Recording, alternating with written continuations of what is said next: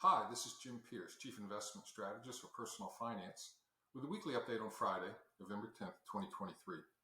The good vibes on Wall Street carried over from last week to this week. After gaining 6% last week, the S&P 500 index tacked on another 1% this week.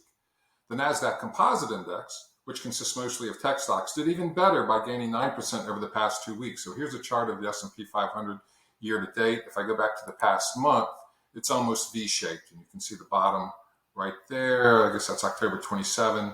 Big jump last week, and then a nice jump today.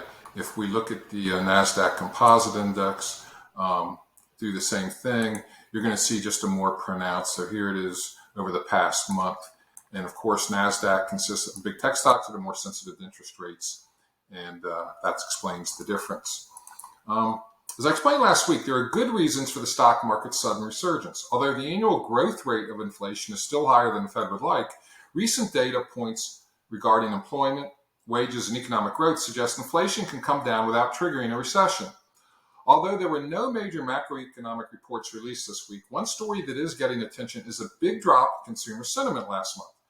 According to the University of Michigan, their survey of consumers revealed lower income consumers and younger consumers exhibited the strongest declines in sentiment. In contrast, sentiment of the top tercile, or top third, of stockholders improved 10%, reflecting the recent strengthening of the equity markets. I've included a link to that report. Here's the survey.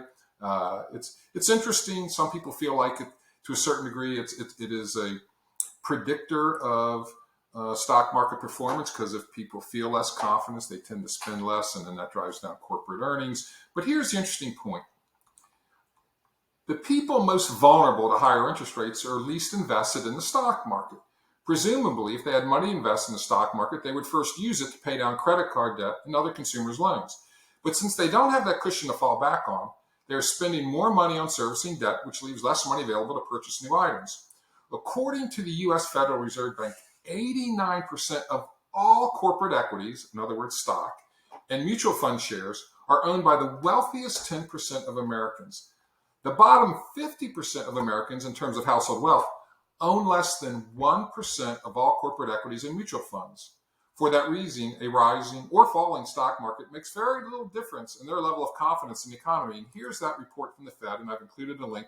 And it's really fascinating. Up here on the right, first of all, you can display all, and it'll show you by quartile how much wealth they control. But now if we just eliminate everything but the bottom 50%, come out over here, they own 0.6% of all corporate equities and mutual fund shares. Although they may not own much stock, that half of American households do spend money on goods and services. In fact, they spend almost their entire take-home pay on the types of things tracked by the Consumer Price Index.